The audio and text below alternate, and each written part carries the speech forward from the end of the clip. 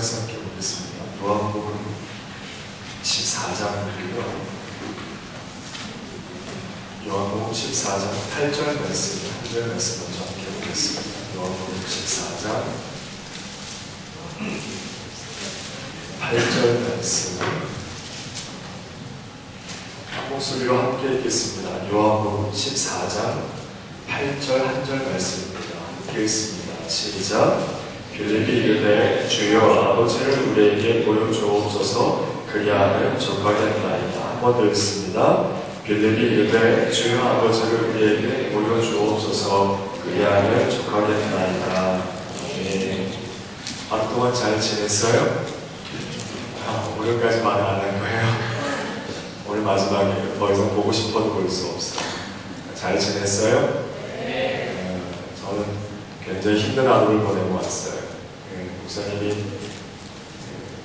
정부로펌이라고 하는 정부법무공단이라는 데가 있어요. 서초동 행정법원 앞에 그 정부로펌의 신우회, 변호사들의 크리스찬 변호사들의 신우회를 담당하고 있는데요. 3년째 그 지체 중에 한 형제가 변호사님이 갑자기 오전에 전화 와서 죽을 것 같다고 목사님 잠깐 보고 싶다고 해가지고 달려가서 상담하고 기도해주면 진을 뺐네요. 하루 종일. 네.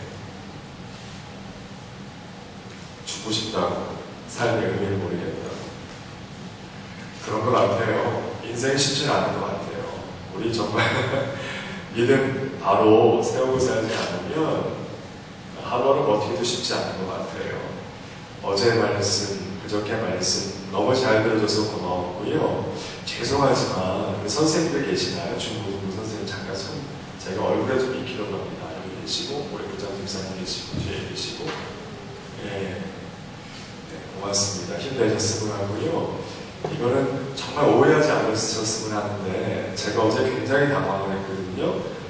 앞으로 이거는 정말 오해해서 듣지 않으셨으면 해요. 진심으로 애착을 갖고 사랑하는 마음을 드린 말씀인데요. 강사가 오면 큐시트 상에서 어떻게 인도하고 기도에 어떻게 하고 어떻게 가야 되고 그냥 물 한 컵은 좀 떠다 주시고 이 정도는 해주셨으면 해요.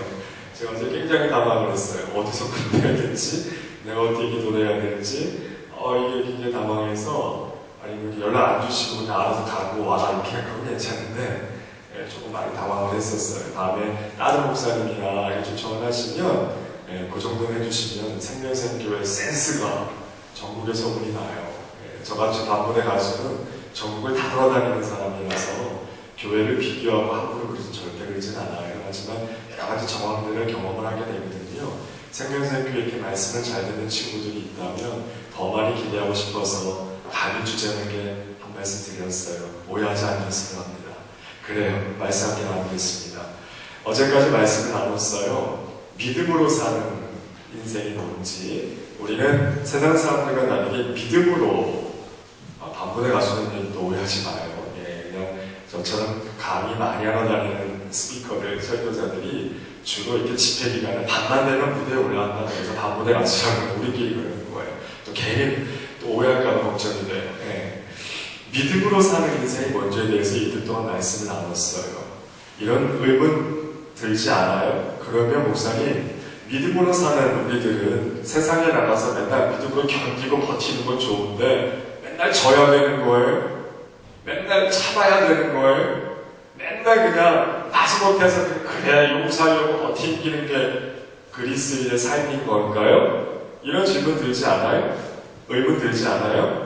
오늘까지 끝까지 반응을 하고 있지 않아요? 고마워요. 저를 굉장히 훈련시켜주고 계세요. 제가 대단히는 아닌데 굉장한 목회자가 될 것 같아요. 여러분 덕분에. 과연 그럴까요? 십자가의 능력으로, 그렇지요? 믿음의 능력으로 살라고 성경은 분명히 우리에게 말하고 있어요. 믿음의 능력으로 산다는 것이 어떤 삶일까요? 무기력하게 그냥 무조건 참고 기도하면서 버텨야지 이렇게 사는 것이 능력일까요? 아니요. 요한복음 14장 8절 말씀을 읽었어요. 말씀이 이래요. 빌립이라는 제자가 예수님께 계기고 있는 장면이에요. 주여 아버지를 내게 보여주옵소서 그리하면 내가 족하겠나이다. 무슨 얘기인가요? 어제 복음에 대해서 잠깐 나누다가 복음의 위대한 선언인 앞에 저 6절 말씀을 함께 나눴잖아요. 기억나세요? 어떤 말씀이었죠? 내가 곧 길이요 진리요 생명이니 나로 말미암지 않고는 아버지께로 올 자가 없느니라. 도마는 제자가 개겨서 예수님이 대답하셨는데요. 도마는 한 사람만 개긴 게 아니고요. 한 사람이었던 빌립 또 옆에서 듣고 있다가 내 동료인 도마하고 예수님이 대화하는 장면을 옆에 듣고 있다가 사실 도마는 순수해. 유다는 더 순수해. 그래서 자살한 거야. 이 빌립은 정말 까칠한 캐릭터였어. 다 재고 있는 거야. 이성이 강했던 제자였어요.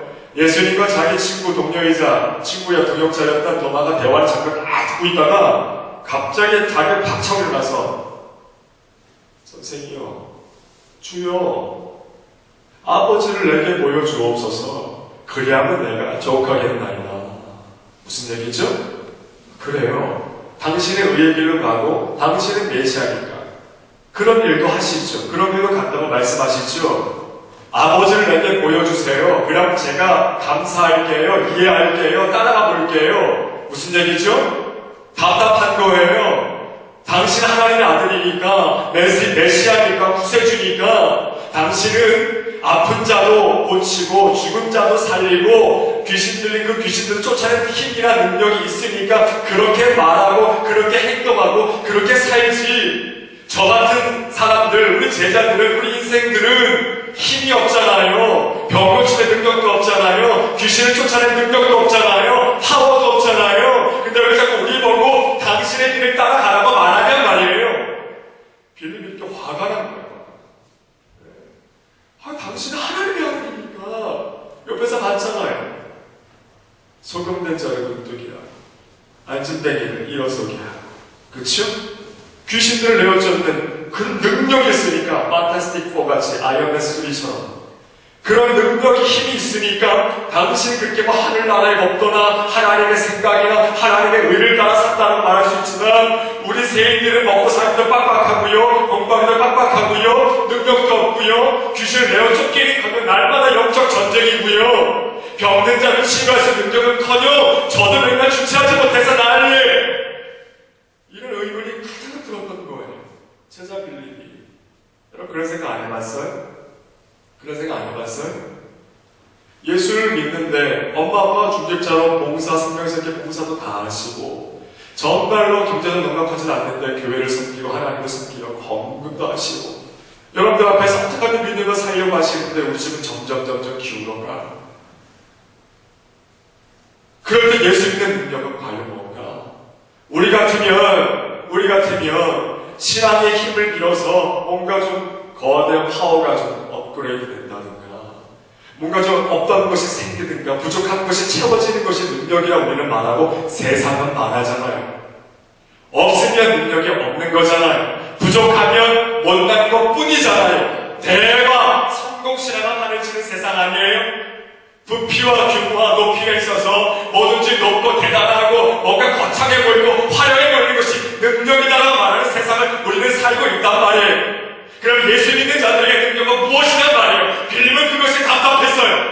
맨날 찾는 것이 능력인가? 맨날 그냥 눈물을 흘리면서 쥐어짜면서 무릎 꿇면서 금식하면서 참고 기도하는 것만이 우리 능력인가? 현실과 이 괴리감 가운데 이 한 제자의 절규를 하고 있는 장면이에요. 선생님, 아버지를 내게 보여주세요. 무슨 얘기죠? 하나님을 내 눈앞에 보여주시는가?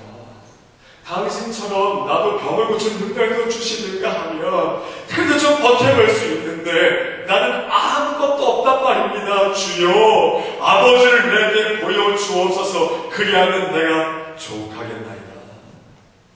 여러분 어떻게 생각하세요? 이런 집회 벌써 3일째인데 사실 청소년 집회를 3일 동안 하는 경우는 저는 처음이에요. 코스타나 이런 해외 유학생 집회 말고는 대부분 2박 3일이랑 이틀밤 집회를 하는데 여러분 한 번도 안 빠지고 3일이나 한단 말이에요. 신기해 죽겠어요. 진짜 신기해요. 오기 싫었을 텐데 그치? 아니야? 오고 싶었어? 반 반이었어? 반 오고 싶고 반 엄마와 딜? 뭐 그런 선생님과의 약속 이런 거였지 솔직해서 좋아요? 원래 그런 거예요. 천국은 들어가는 거예요. 예수 믿는데 능력이 없어요. 우리 어릴 때 오해하지 마십시오. 청소년 집회하면서 아이들과 소통하려고 하는 언어별 표현에 상처받으시면 안 됩니다. 예수 믿는데 능력이 없단 말이에요. 하나님을 믿는 우리가 하나님은 무기력하게 마지못해 살고 그냥 맨날 교회 와서 울부짖으면서 기도하고 살라고 우리를 이 땅에 그냥 내팽겨 주셨을까요? 과연 그럴까요? 능력 주께 있네, 소망 주께 있네, 주 안에 있네. 우리 고백도 하잖아요. 무슨 능력이란 말이에요. 빌립이 베드로다 그랬어요. 아무 능력이 없는 우리는 주님 어떻게 살아야 됩니까? 보이지 않는 하나님을 믿어요. 현존하시나. 하나님을 본 사람이 있어요, 여러분 가운데? 나 하나님 봤다. 우리 중고등 친구 가운데서 나 하나님 봤다. 그거 한 3년 전에 봤다. 태어나자마자 봤다. 아빠가 대출 잘리기 직전에만 만났다. 뭐 이런 머리 붙여버리는 거구나. 하나님 본 사람 있어요? 있으면 안 돼요. 신천지예요. 네. 있으면 안 되는 거예요. 하나님 본 사람 없어요. 없다고요. 근데 어떻게 믿어요? 목사님이 한 7년 동안 서초구 강남구에 있는 고등학교 16대 고등학교 채플과 CA, 기독교 동아리 이런 걸 제가 사역을 했거든요. 교회 사역 말고도 다 터졌겠죠. 대형 교회 수천 명의 사역했는데 오지랖 넘게도 바깥으로 열심히 싸워나갔어요. 서초고등학교 지난 2학기, 2014 2학기 서초고등학교 기독교 동아리 종강 예배 드리던 개명호상근장 12월 셋째 주였어요. 음악실에서 예배를 드렸는데 남녀공학이거든요. 서초고등학교가 예배를 드리는데 1년 동안 예배를 거의 한 번도 빠지지 않은 한 친구가 있었어요. 딱 보니까 상태가 조금 안 좋고 항상 이렇게 고개가 약간 45도야. 그리고 항상 맨 뒤에서 저 끝에 앉죠. 그리고 항상 다리가 꼬여져 있어. 그리고 성경 찾으라는 거 나를 계속 꼬라보고 있어. 1년 내내.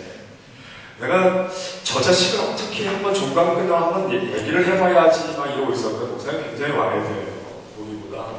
저걸 한번 반 죽여야 된다 언젠가 막 이러고 있었어요. 고3짜리거든.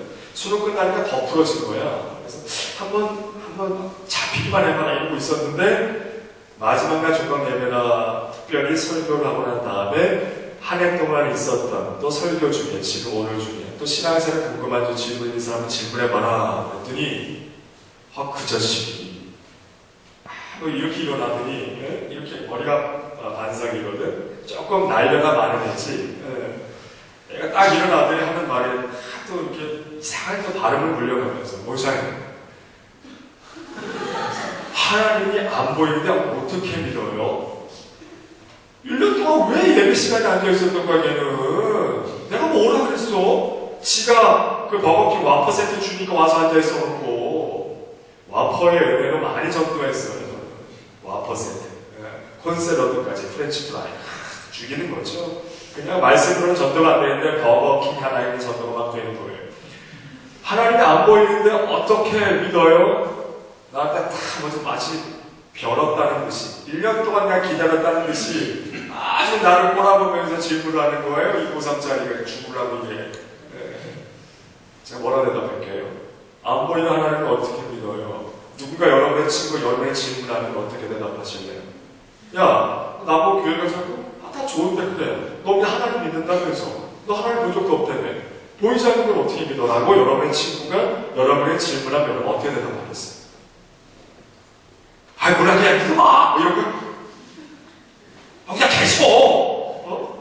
아니 성경에 써있어. 우리 엄마가 그랬는데 성경은 사실이래. 이런 거야? 하나님을 본 적이 없어요. 보이지 않아요.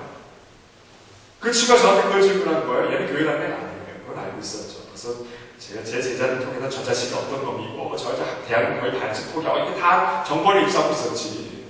교회 다니는 애가 아니야. 와퍼 때문에 와서 또 1년 동안 빠지지도 않고 앉아있었어. 그게 은혜는 사실. 목사님 하나님이 안 보이는데 어떻게 믿어요? 제가 어떻게 대답할게요? 요한복음 3장 16절은 변하고 이렇게 했을 것 같아요? 저도 짬이 있어요. 17년 동안 고삐리라고 불렀어요. 네. 어떻게 대답했을까요? 난 걔가 여자친구가 있는 줄 알고 있었거든.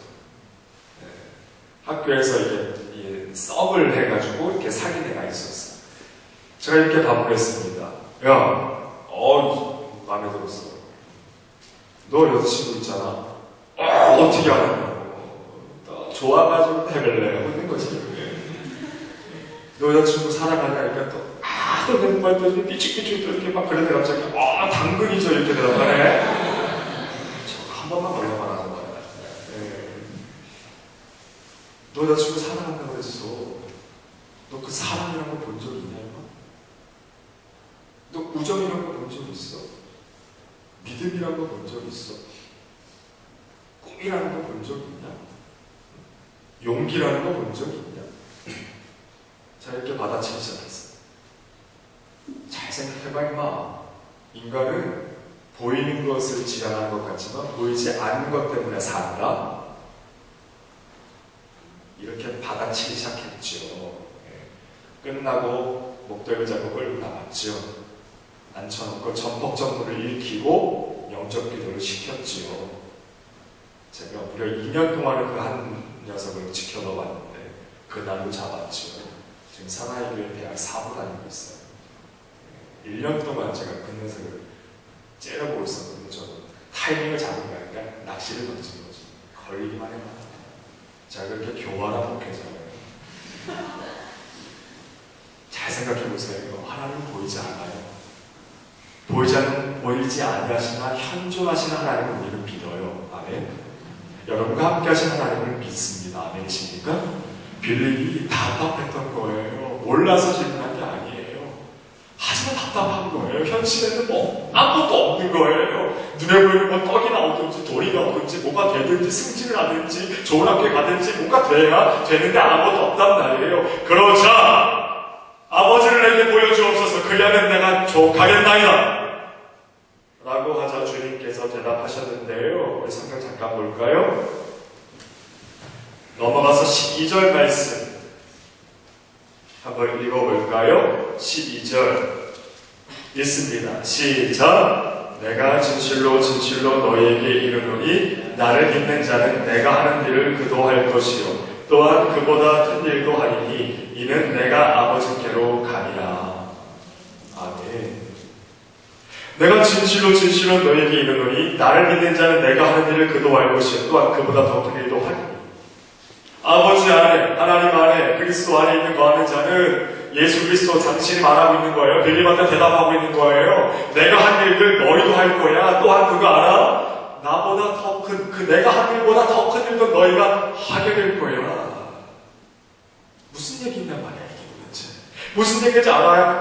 내가 그리스도 안에 있으면 예수 그리스도 하나님 아버지 안에 그거 한 일도 나도 할 수 있고 그보다 더 큰 일도 내가 하게 된대. 목사님 얘기가 아니라 성경의 말씀이고 예수님의 말씀이었단 말이에요. 이 말씀의 의미가 과연 무엇이란 말이에요? 여러분 사도행전을 보면 하나님의 아들 독생자 예수 그리스도께서 제자들과 함께 공생의 3년 반간의 시간의 사역기간 동안 많은 기적을 일으키셨어요. 많은 기적을 일으키셨어요. 그런데 굉장히 재미있는 공통점이 하나 있어요. 수많은 기적과 같은 사건들, 기적과 기사들, 이 사건들의 공통점이 있다는 거 알아요? 공통점이 있어요. 그냥 막을 죽었다 살리고, 아픈 애 고치고, 귀신들에 내어 쫓고, 군대에 귀신 내어 쫓고 한 것이 아니다라는 거예요. 사도행전에 예수님께서 베푸신 기적을 하나하나 살펴보고 공통점을 유추해보면요, 예수님은 단 하나 동일한 목적을 가지고 그러한 상황에서만 기적을 일으키셨으니 영혼을 구원하고자 하실 때 하나님을 모르고 믿지 않던 영혼을 하나님께로 돌이키실 때에만 기적을 일으키셨다는 거예요. 무슨 얘기인지 알아요? 그냥 제자들과 돌아다니다 보니까 잠자리가 불편해. 먹을 게 없어. 자꾸 누가 이렇게 바리새인들, 서기관들, 사두개인들, 유주의시들이 자꾸 태클을 걸어. 그럴 때 기적을 일으키신 것이 아니라 하나님을 모르고 죽어가는 영혼을 하나님께로 돌이키실 때에만 유일하게 목적을 가지고 기적을 일으키셨다는 거예요. 내가 한 일을 그도 하니 무슨 얘기죠? 아버지 안에 있고 우리가 그리스도 안에 있으면 예수님처럼 영원 구원의 역사에 우리가 참여할 수 있다는 거예요. 우리를 통하여 하나님을 모르고 죽어가는 영혼들을 살리는데 우리가 쓰임받을 수 있다는 거예요. 하나님을 믿는 자, 예수 그리스도 나의 믿음 영접한다는 능력이 주어졌으니 영혼을 하나님께로 구원하는 능력이 우리에게 주어졌다는 거예요. 아멘? 아멘? 잘 들어야 된다. 너희가 없으면 세상이 죽는단 말이야. 우리가 없으면 세상이 죽어. 세상이 그 어떤 많은 능력들 가운데서 최고의 능력은 죽어가는 영혼 살리는, 생명을 살리는 것보다 더 큰 위대한 능력이 있니? 있으면 한번 말해볼까? 돈 많이 버는 능력? 노래 잘하는 능력? 연기 잘하는 능력? 리더십이 대단한 능력? 죽어가는 생명, 영혼을 살리는 것보다, 생명을 살리는 것보다 더 위대한 일이 어딨냔 말이에요. 예수 그리스도가 우리에게 허락하신 능력. 죽어도 묻히는 목사님 따라합시다. 우리는 해줄 수 있으리라 믿어요. 우리는 능력자다. 그래, 마음에 안 들어도 마지막이니까 고마워요. 우리는 능력자예요. 능력자라고요. 죽어가는 영혼을 살릴 수 있는 능력을 부여받는 사람이라고요. 별로 와닿지가 않지. 보이는 뭔가 능력이 있어야지. 그치? 거기서 우리가 많이 틀리고 있단 말이에요. 너희가 없으면 너희 한 사람이 몇십 명을 전도할지 한 명을 전도할지는 우리는 알 수 없어요. 하지만 그 한 명이라도 예비하셔서 여러분을 택하여 부르셔서 그 영혼을 하나님께로 영원한 생명 가운데 인도하는데 여러분이 능력자로 쓰임받으며 여러분의 한 번밖에 살지 못하는 인생은 하나님께 그렇게 영광 돌릴 수 있는 아름답고 귀한 인생이 된다는 사실을 기억해야 된다는 거예요. 아멘? 아멘? 돈을 많이 버는 능력 비교할 수가 없어요. 죽어가는 생명을 살리는 능력보다 더 큰 능력은 없는 거예요. 하나님 안에 거하며 그 안에 거하고 아버지께로 들어가는 그 얘기인 거예요. 우리는 영혼을 살릴 수 있는 능력을 부여받은 능력자라는 거예요. 아멘? 어떤 능력으로 사는 것인가? 그리스도인들은 무슨 능력으로 사는 것인가? 착각하지 마세요. 만약 이 말씀이 사실이 아니라면, 이 말씀이 없었다면 저는 이 자리에 서 있을지도 않았을 거예요. 서 있을지도 않았을 거라고요. 목사님 얘기를 오픈했으니까 하는 데까지 더 해볼까요? 제가 고3 때 저희 삶은 기도집이 이렇게 무너졌잖아요. 제 마음이 무너졌어요. 야산기 세대 지금 무너졌어요. 고3 때 한참 공부하고 집중해야 되는데 무너졌어요. 무너지고 나서 어떤 일이 또 있었는가? 큰아버지가 돌아와서 그리고 큰아버지 자녀인 아들 둘, 나한테, 저한테 형님 둘, 누님 한 분이 저희 집에 와서 살게 됐어요. 이때부터 이혼을 향해 급발진하게 달리기 시작합니다. 경제적 문제까지 오니까 급기야 어머니가 사기를 나가셨어요. 장로이신 장사하신 분께 사기를 나가셔서 아버지 월급이 차 나가는 거 알아요? 공무원이던 아버지 월급이 100% 통장에 들어오는 게 아니라 이렇게 잡히고 나머지만 들어오는. 이때부터 이제 이혼을 향해 급발진하게 달리기 시작하는 거예요. 그때 아버지가 어머니를 주워 패면서 이렇게 얘기했어요. 이 XX 때문에 내 인생 요구해 놓은 거야. 아버지 하신 말이 선명하게 기억이 나요. 잊고 싶은데 예수인지 뭔지 나라! 아버지가 손 놓고 누우셔가지고 와 정말 피가 뻘 쏘는 줄 알았어요. 피가 뻘 쏘는 줄 알았어요. 고3 때는 예배 5번도 안 들었던 것 같아요. 저는 교회 안 갔어요. 그래서 싫어요. 다 싫었어요. 예수 믿는 날마다 이렇게 어려움이 생겨 무기력해질 수밖에 없는 건가?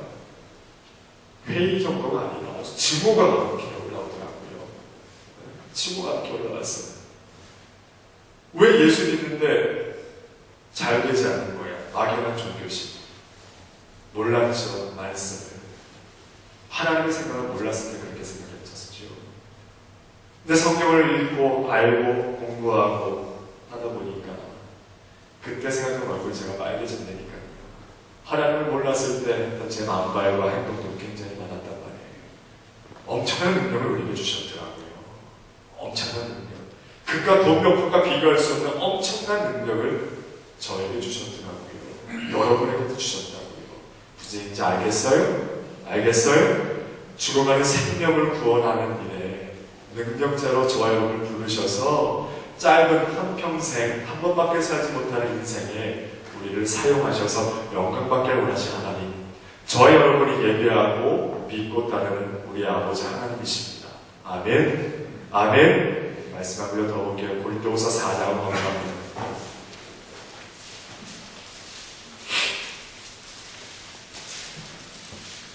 고린도후서 4장입니다. 7절에서 10절까지 말씀. 고린도서 4장 7절에서 10절까지 말씀. 제가 한 절, 여러분이 한 절 교독할게요. 고린도후서 4장 7절에서 10절까지 말씀. 우리가 이 보배를 질그릇에 가졌으니 이는 심히 큰 능력을 하나님께 있고 우리에게 있지 아니함을 알게 하려 합니다.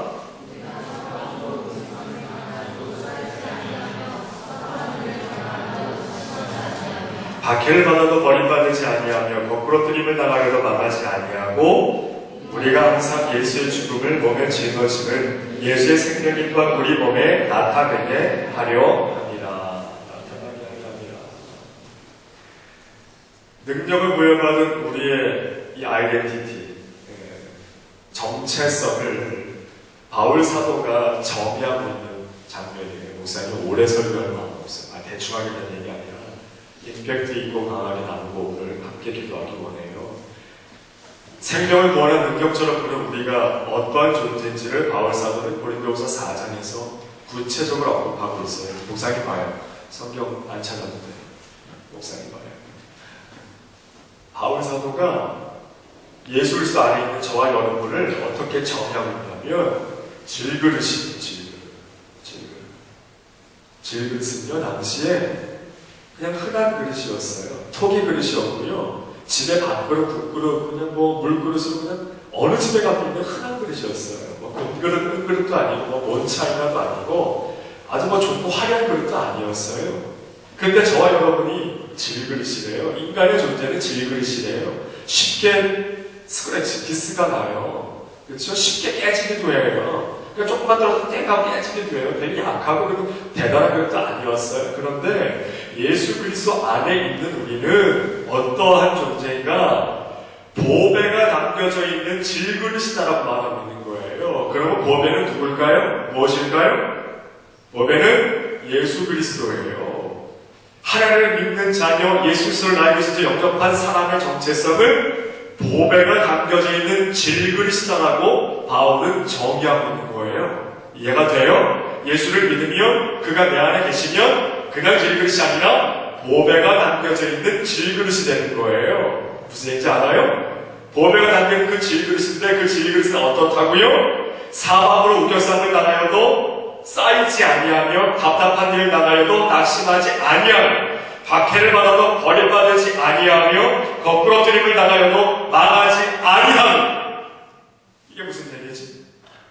우리 그러면 집회나 새벽 기도나 수련회 같은 데 가서 기도해요. 여기서 어른들도 수시로 가능하면 수시로 무시로 기도하려고 노력하고 계실 거예요. 잘 한번 생각해 보십시오. 우리가 하는 대부분의 기도는 어떤 것입니까? 어떤 거죠? 하나님, 저 질그릇에서 살기 너무 힘들어요. 이 세상 살이 아무리 믿음이 있어도 제 안에 보배가 있어도 질그릇의 모양으로는 영향력을 끼칠 수도 없고요. 전도도 할 수 없고요. 사람들이 주목해주지도 않아서 하나님의 위대한 일을 할 수도 없어요. 그러니까요. 저 질그릇 싫어요. 저를 좀 금그릇으로 바꿔주세요. 아니면 은그릇이라도 아니면 깨지지 않는 티탄 그릇이라도 좀 바꿔주세요. 우리가 하는 대부분의 기도 이거 아니에요. 기도의 심각한 오류죠. 잘 한번 생각해 보십시오. 대부분의 기도자는 그거 아니에요? 성적으로 해주세요. 엄마 아빠 화목하게 해주세요. 친구들과 잘 살게 해주세요. 좋은 데 가게 해주세요.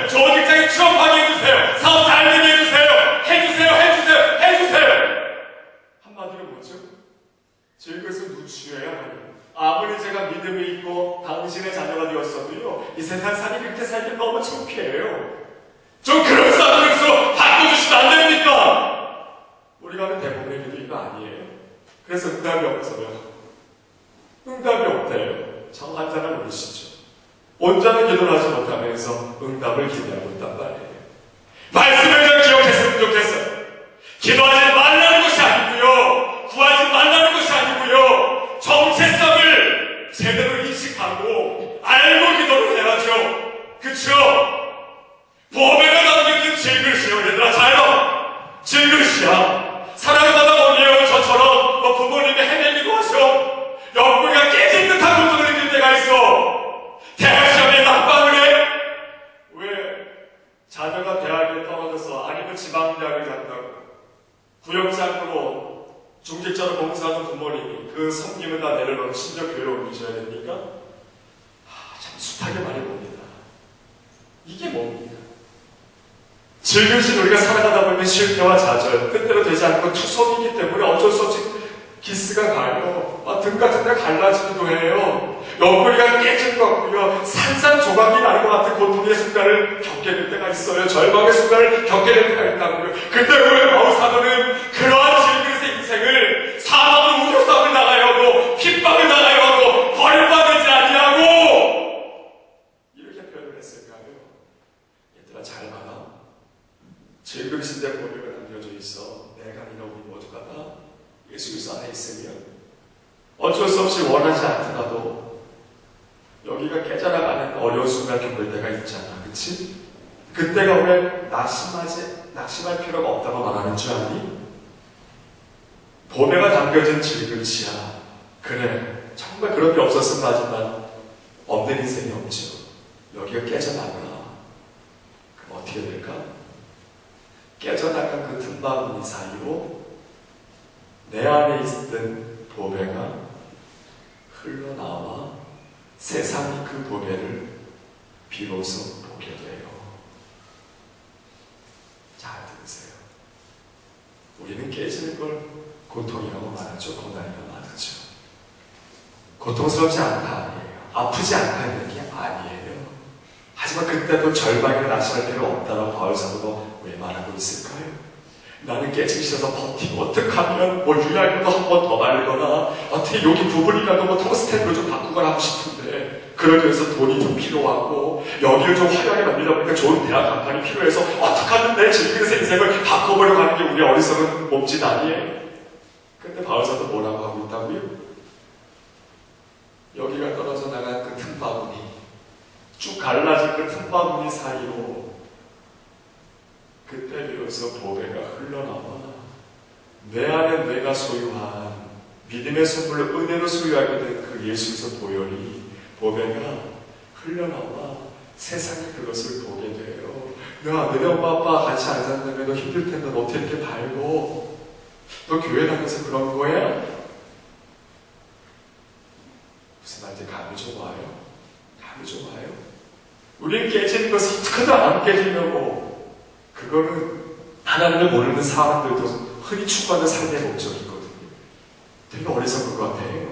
절망의 순간에, 홍해바다 앞에 선 순간에 우리 안에 있는 보배가 어떤 것인지 비로소 발견하게 되는 은혜가 있어요. 아멘. 아멘. 잘 안 되고 절망스럽다고 포기하지 않아야 될 이유가 뭔지 알겠어요? 알겠어요? 여전히 화려하게 그냥 또 다른 무화과 나무 잎으로 질그릇을 심은 거예요? 하나님 그 그릇으로 바꿔주세요. 아, 그래도 싫어요! 이럴 거예요? 이럴 거예요? 신앙이 성장한다는 것은요, 신앙이 성숙해 간다는 것은요, 질그릇이 큰 그릇으로 되는 것을 말하는 게 아니에요. 이 질그릇이 화려해지고 단단해지면요, 그 안에 뭐가 담겨져 있는지 보이지가 않게 된단 말이에요. 근데 우리는 축구하죠. 기도했더니 이렇게 축복해 주셨더라. 사업에 성공했더라. 헷갈리죠? 화려한 무대 위에서 하나님을 간직하면 사람들이 감동받고 예수님께 더 많이 찾아오게 될 것 같다고 착각하죠? 아니요. 그럼 예수님이 최고의 히어로가 오셨어야죠. 그렇죠? 슈퍼스타가 월드스타가 간직한다고 해서 전도되는 거 들어본 적 있어요? 전 한 번도 들어본 적 없어요. 그렇죠? 케빈 코스트너라고 하는 미국의 헐리우드 유명한 배우가 99년인가요? 아카데미 시상식에서 1분 한 30초 동안 계속 Thanks for God, oh my Lord 계속 이렇게 간증했어요. 저도 다음에 대해서 한 번도 들어본 적 없어요. 멋있어 보였어요. 그렇게 살지 말자는 얘기는 아니에요. 아니요. 질그릇이 그대로 살다가 질그릇이 깨지더라도 그 깨진 것을 절망이 아닌 것은 그때 그 안에 담겨있던 보배가 흘러나와서 세상이 드디어 예수 그리스도 보배를 우리를 통해 발견하고 보고 만나게 된다는 거예요. 절망의 순간에 주어 전도가 되는 거 아세요? 인생 위기에 선 사람들이 주님께로 붙잡힌 바에 나오게 되어져 있어요. 그때가 절호의 찬스인데 우리 믿는 이들이 절망의 순간에 가기 싫어해요. 단단해지고 싶어해요. 화려해지고 싶어하는 거예요. 비성경적이죠. 모순이죠. 그것을 기복신앙이라고 하는 거예요. 무슨 얘기인지 알아요? 무조건 나가야 되는 게 아니에요. 하나님의 선택감도 주자고요. 뭐 잘 되고 돈 좀 벌고 좋은 데 가더라도 감사하면 돼요. 자랑할 필요 없다고요. 안 되더라도 절망할 필요가 없다고요. 무슨 얘기인지 아시겠어요? 무슨 얘기인지 아시겠어요? 우리가 이 보배를 즐겁게 가졌습니다. 예수 그리스도 안에 있는 우리 두 친구 계속 떠들고 있지만 여러분 안에 소유된 그 보배가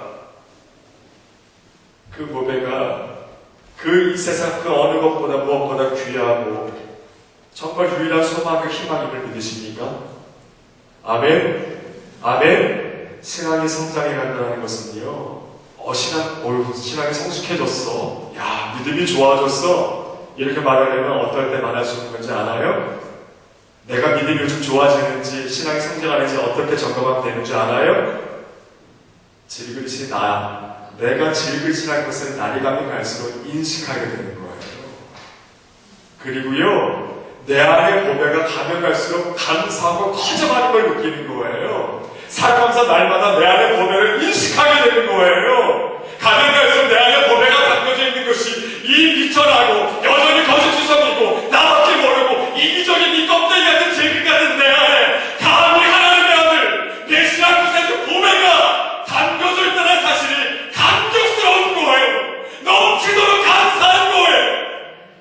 이것이 성령 충만한 거예요. 무슨 말인지 아시겠어요? 기도 나나나나 하고 금식하고 방언하고 그 성령 충만과 거리 멀어요. 제발 금식하고 기도하고 난 뒷담화 갈 거면 기도하지 말고 차라리 살아가며 사세요. 목사님 너무 까치가 표현이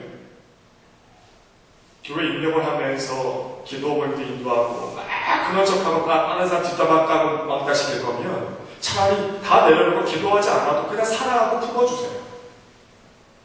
무슨 얘기인지 알겠어요? 왼쪽 신앙생활 한다는 사람들이 이렇게 막 투사 같아요. 얼굴이 무서워. 굳어져 있어. 다 아는 것 같아. 가까이 가기가 싫어. 신앙생활 오래 하고 뭐 기도 좀 한다는 친구 가보면 어느 공동체나 마찬가지게 신앙의 커리어가 대단하고 경험이 많고 은사를 받은 사람은 여기 가기가 싫어요. 입만 대면 틀렸어. 기도도 해요. 아이고야. 저희 어머니가 그러셨죠. 신윤사 받으셔서 기도를 하신 거고요. 고등학교 때 제가 어머니한테 제일 많이 들었던 소리가 뭔지 알아요? 이 사탄의 자식아. 제가 엄마가 아들한테 그렇게 말해요. 나는 사탄인데 맨날 그 사탄이었어. 교회가 교식하고 거부하죠. 대들죠. 엄마는 조금 사탄이에요. 그때 한 번만이라도 엄마가 사랑한다고 얘기해 주셨어요. 자, 여러분들 교회, 나이대 교회 다녔을 텐데. 아들이 듣고 싶은 얘기는 사랑한다는 거예요. 세상은 사랑한다는 얘기를 듣고 싶어요. 하나님 당신 사랑하십니다. 근데 우리 믿는 이들은 엄한 생각하고 살아요. 엄한 생각하고 살아요. 여러분, 보배가 담겨져 있는 질그릇입니다.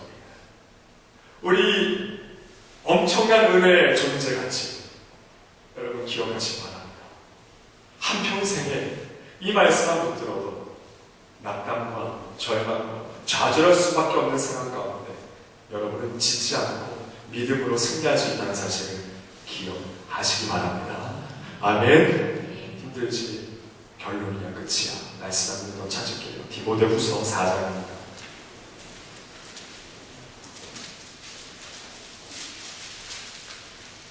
디모데후서 4장 7절과 8절 말씀. 재밌는 거 지금 캐치한 사람이 있어요? 고린도후서나 디모데후서나 히브리서나 7절과 9절 사이에 굉장히 재미있는 말씀이 계속 기록되어져 있죠. 디모데서 4장 7절과 8절 2절 말씀 오늘 다 같이 한번 읽겠습니다. 디모데후서 4장 7절과 8절 말씀 읽습니다. 시작. 나는 선한 싸움을 싸우고 나의 달려갈 길을 마치고 믿음을 지켰으니 이제부로는 나를 위하여 의의 멸류관이 예비되었으므로 주 곧 의로우신 재판장이 그날에 내게 주실 것이며 내게만 아니라 주의 나타나심을 사모하는 모든 자에게로니라. 아멘. 강도사님 거기 계속 계셔야 되나요? 네, 녹화 뭘 하십니까? 제가 뭐 외모가 좀 되긴 하지만 녹화하실 필요는 없어요. 네. 이따가 좀 내려오셔서 같이 기도했으면 하고요.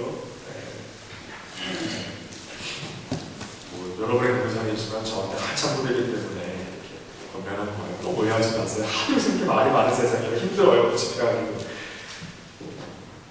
보배를 소유한 질그릇. 아, 맞아요. 네, 제가 피부나에 소유해서지만 40대 훌쩍 넘어갔어요. 네. 피부가 좋아서 많이 헷갈리시죠?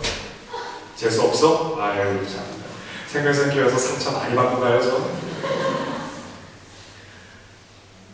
보배를 소유한 질그릇이죠. 보배를 소유한 질그릇이에요.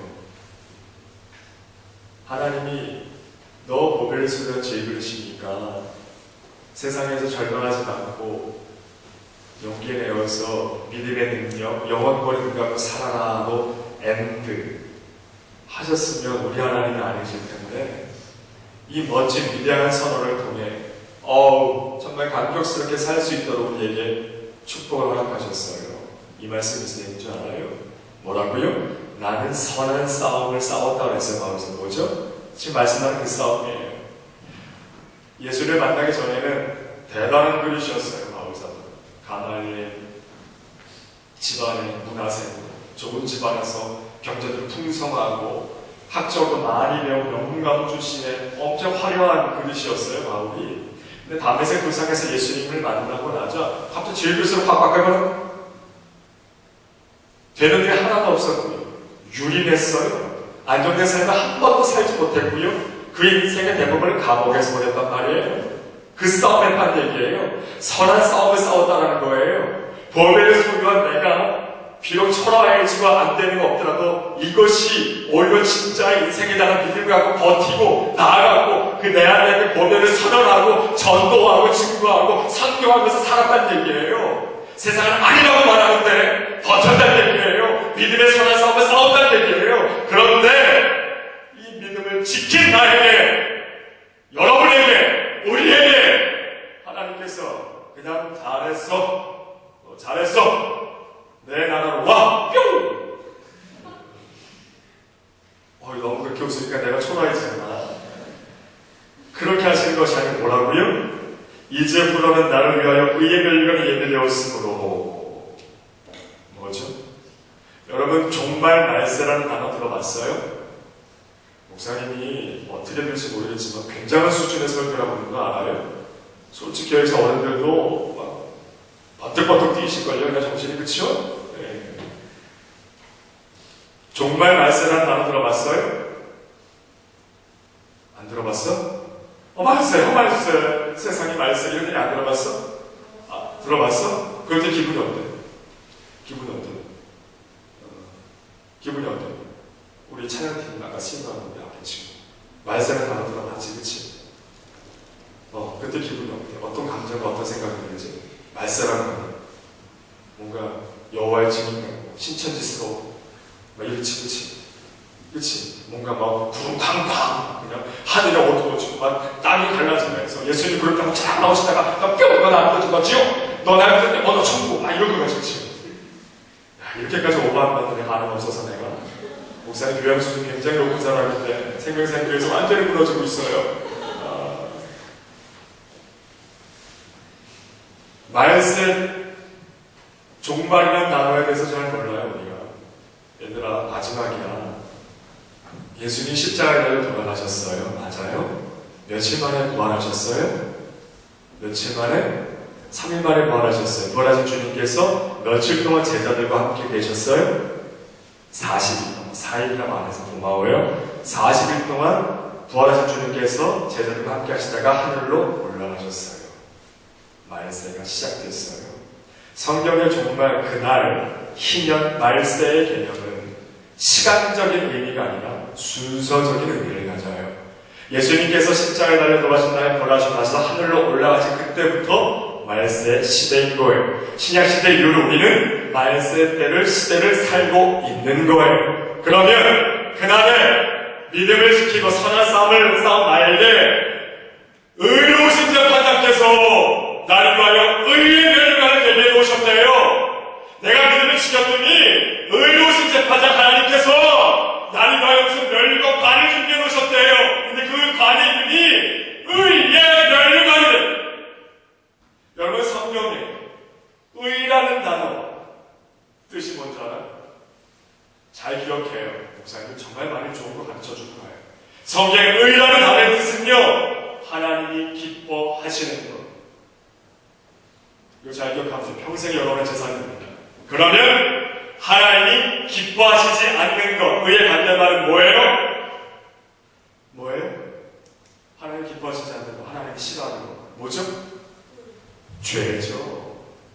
성경에서는 죄의 반대말이 선이 아니에요. 의예요. 이거 굉장히 중요한 얘기예요. 신약성경 사복음서 서신서들 읽을 때 이것만 알아도 말씀 큐티 굉장히 풍성해집니다. 의는 하나님이 기뻐하시는 겁니다. 하나님이 기뻐하시지 않고 싫어하시는 것은 죄라고 말하는 거예요.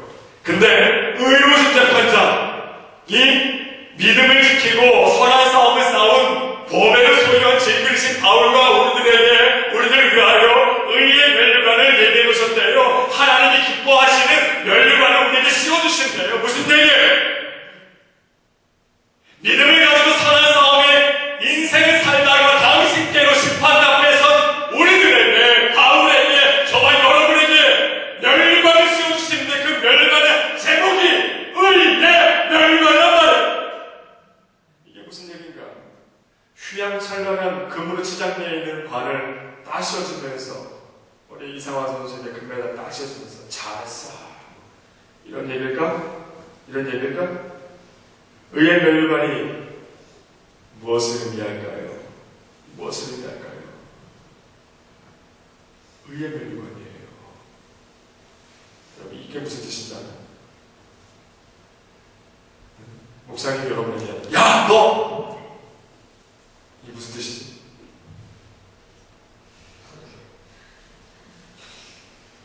이게 무슨 뜻이지? 이게 무슨 뜻이에요? 최고. 잘했어. 잘했어. 그날의 의의 멸류관을 씌워주시는 게 무슨 뜻이죠? 너 그때 보일 때 너네 가족도 힘들고 학교 생활도 힘들고 다 포기하셨는데 신앙생활하고 기도하면서 버텼지. 그때는 바보가 된 것 같았고 나를 따시키고 욕하는 친구도 사랑하며 사는 것이 그 세상 살이에서는 찌질해진 것 같이 느꼈지만 기도하면서 버텼지. 아니야, 너 그때 잘한 거. 너 그때 잘한 거예요. 거짓말 한 번 하면 더 편하게 살 수 있었고 사업에 성공할 수 있었는데 말씀을 붙들고 살려고 믿음과 신뢰를 정직하고 지키고 그때 살았지. 그때는 손실이 있었고 많이 힘들었지. 아니, 너 그때 정말 잘한 거야. 하나님이 우리를 향하여 엄지손가락 지켜 세우시고 우리가 이 100년도 살지 못한 인생을 살아가면서 세상에 하나님을 모르는 사람들과의 경쟁과 먹고 사는 문제와 치열한 삶의 가운데서 믿음을 지키고 살았던 우리의 순간 어찌 보면 무기력하고 실패한 것 같고 아무도 남는 없는 것 같아. 기도한다고 떡이 나오는 것도 아닌 것 같은데 차라리 나는 거짓말하고 친구들 편에 서서 재미나고 왔다 시키는가. 이게 세상 살기가 편했는데 그 길을 택하지 않고 믿음의 길, 정직의 길, 의의 길, 선한 길을 갖고 우리를 향하여 너 그때 틀리지 않았어. 너 그때 잘했던 거야.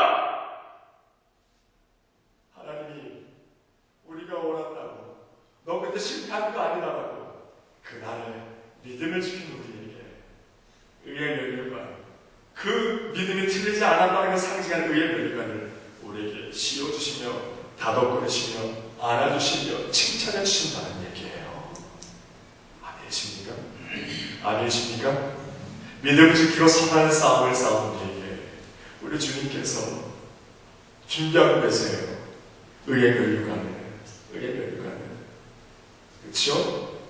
고생들 합시다. 친구를 욕하지 말자.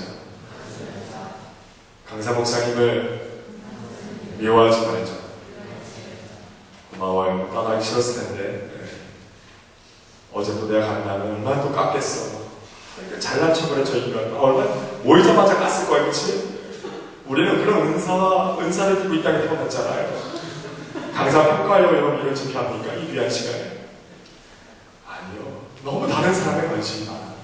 주 예수 그리스도와 그가 핏값을 주고 사신 나, 거기에만 관심 가지면 돼요. 이렇게 남에게 이렇게 관심이 많아. 말씀 마무리할게요. 우리 참날